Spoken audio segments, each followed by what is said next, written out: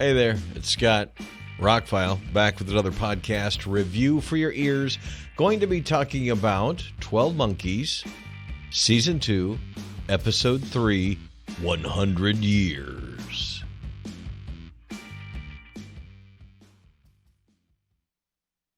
I may have to start taking notes on this show.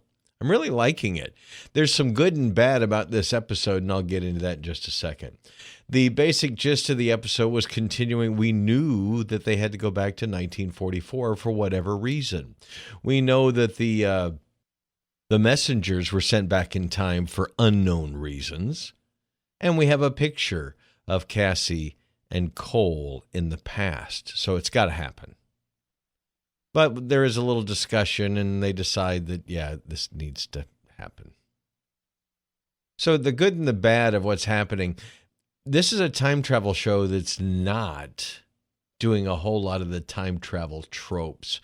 So worried about the butterfly effect, stepping on the wrong crack and it echoing forever. Granted, going back to 1944 before they were born, less of a chance of any kind of paradoxes, but still, most time travel shows spend a lot of time worried about stepping on the wrong things. They do not. What I'm not really digging is Cole was special. He was the one that could travel through time. I know that Jones has perfected her little cocktail, but now everybody's going back in time. The messenger sent some people back, 2 people, or what, 6? Was it 7? 6? Now Cassie goes back. She argues that she's not a time traveler. Something's going on with her, and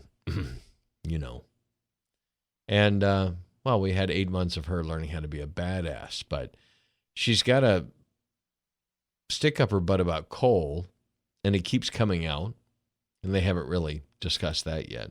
But they do decide to go back to 1944. He gets there 2 months early. She's being difficult, and then all of a sudden she's not. That was kind of weird, too. She saves his bacon. When she first gets there, she's acting like a modern woman in 1944. Everybody's staring at her. She's kind of rough around the edges. She's arguing with people. And then Cole saves her, says he's been there for a couple months. And then she gets dressed up. They go to a party, and all of a sudden she's on. Saves him from a conversation with a military dude, giving him a backstory. How is she so knowledgeable about the war? I don't know. Maybe that will come out.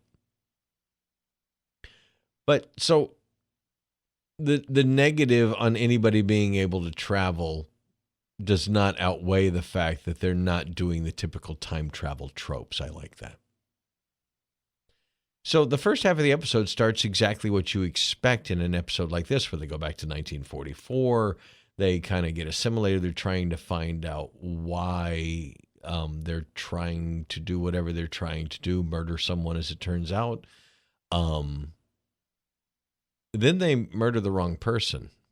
Well, it's the right name, but the wrong person. They figure it out. The bad guys figure it out. Then we figure it out, and we're going to go from there.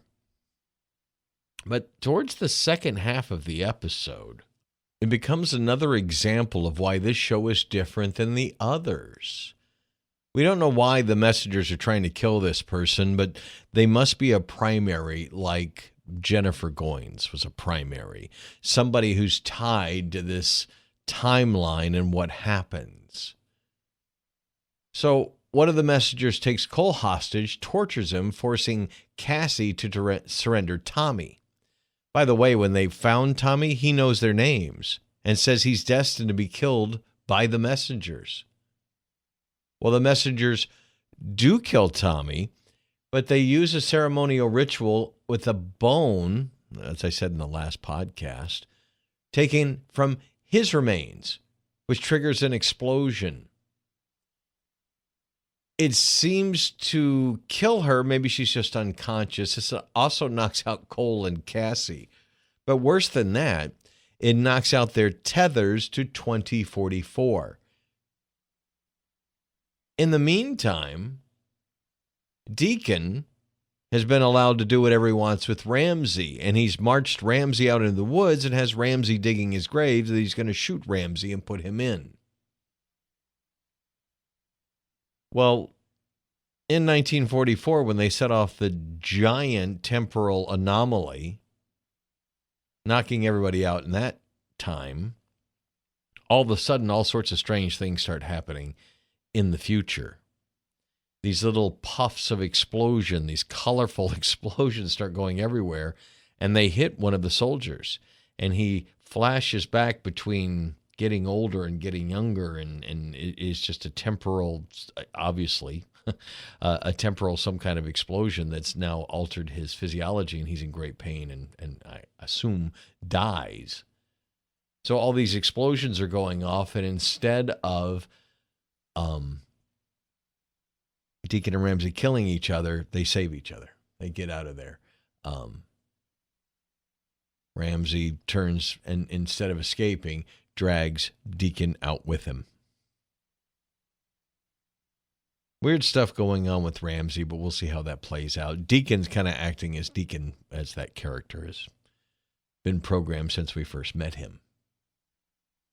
But interesting whatever's going on with the primaries and the messengers going back into the past to kill someone. How does that affect what's going on? Because they know that basically everything that happens that starts the virus stuff is 2016. So what is going on in 1944? Now, we know from the first season that the sample is old. The sample where they got the virus. So maybe we're getting to that. I don't know. We'll see.